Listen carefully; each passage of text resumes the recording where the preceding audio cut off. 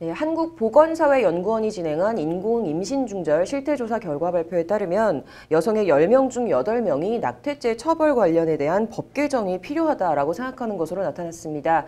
오늘 이호영 변호사의 뉴스와법에서 낙태죄 얘기해보겠습니다. 이 변호사님 어서 오십시오. 네, 안녕하세요. 네, 어제였죠. 정부 차원의 전면 조사가 이루어졌습니다. 결과가 어떻게 나왔습니까? 네, 이 조사는 이제 지난해 9월부터 10월 사이에 전국의 그 만 15세부터 44세의 어찌 보면 그 가임 기간 여성일 것 같아요. 그 여성들을 상대로 이제 현행 낙태죄에 대해서 이것을 폐지하거나 또는 개정해야 하는 것이냐 이것에 대해서 설문 조사를 했는데 그 여성의 그 낙태율은 그 1,000명당 그 4.8건으로 낙태 건수는 약 5만 건으로 추정된다는 것이 이번 조사의 결과고요. 이게 비슷한 조사가 그 2010년에도 한 번 있었는데 그때는 연 16만 건으로 낙태 건수가 추정이 됐었거든요. 그러니까 그 7년 사이에 낙태 건수는 16만 건에서 5만 건으로 한 3분의 1 정도로 줄어든 것으로 보인다. 이런 좀 결과를 내놓았습니다. 네, 이번 조사에서 여성들이 이 낙태 관련 법령에 굉장히 큰 불만을 표시한 것으로 전해지는데요. 어떤 이유 때문입니까? 네, 이번에 뭐 말씀하신 것처럼 그 여성 그 4명 중에 3명이 낙태에 대해서 이제 반대한다. 그러니까 낙태죄를 처벌하는 것에 대해서 반대한다. 라는 이제 입장을 내놨는데 그 이유를 좀 살펴보면 그 75.4%는 아예 이 낙태죄 처벌 조항인 그 형법 269조와 270조를 개정해야 된다. 라고 이제 입장을 밝혔는데요.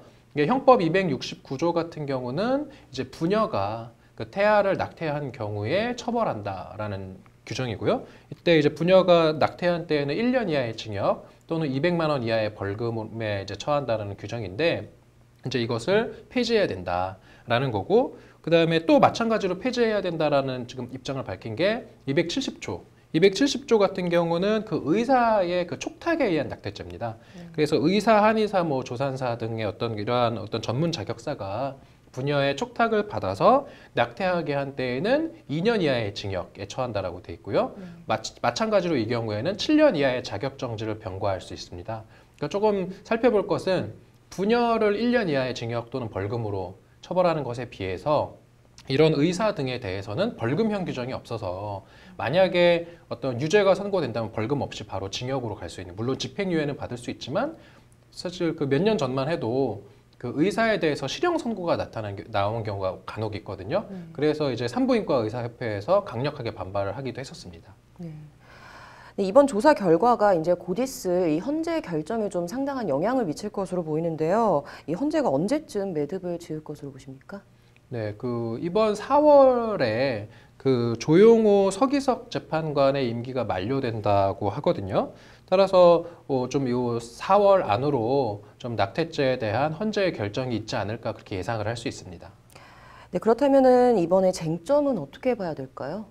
아무래도 그 낙태와 관련돼서 사실 쟁점이라는 건 태아를 생명으로 볼 것인가, 태아에 대해서 낙태를 하는 것이 결국 사람을 살인을 하는 것과 같은 이러한 가벌성이 있는 것인가, 그리고 태아의 어떤 생명으로서의 어떤 태아가 사람이 되는 것은 언제부터인가 이런 거거든요. 그래서 우리가 뭐 참고를 할 만한 것이 있다면 그 1973년도 미국 연방대법원의 이제 판결이 있는데 이 판결에서는 이제 낙태죄를 처벌하는 것이 그 미국 수정헌법 14조의 그 사생활의 권리를 침해하는 것이다 라고 해서 낙태죄를 처벌하는 각 주의 어떤 그런 처벌 조항이 다 무효다라는 그런 판결이 있었는데 이 판결에서도 하나 우리가 살펴볼 것은 뭐냐면 그 낙태죄를 처벌하는 것은 사생활의 보호를 침해하는 것은 맞는데 그럼에도 불구하고 낙태를 할 수 없는 시기에 대해서 언급을 하고 있습니다.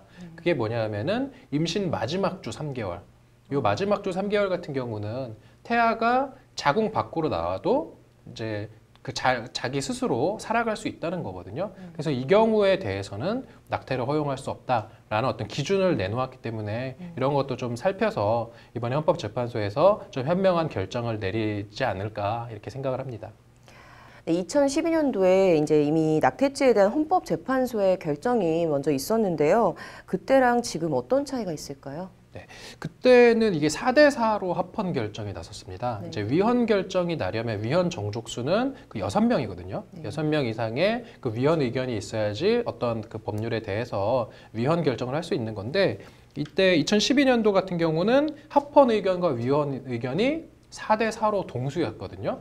그러면은 여기에서 조금만 더 만약에 했다면 위헌 결정이 났을 수도 있는 상황이었다라는 것을 고려한다면 이번에는 조금 달라질 수도 있지 않을까. 지난번에 4대 4였기 때문에 지금 특히 뭐 그 이제 얼마 후에 그 퇴임을 할 서기석 조용호 재판관 같은 경우는 약간 좀 진보적인 어떤 그런 결정도 많이 내놨던 재판관들이라는 점을 또 고려한다면 네. 좀 전향적인 결정이 있지 않을까라는 그런 기대가 조금 높아지고 있는 것으로 보입니다.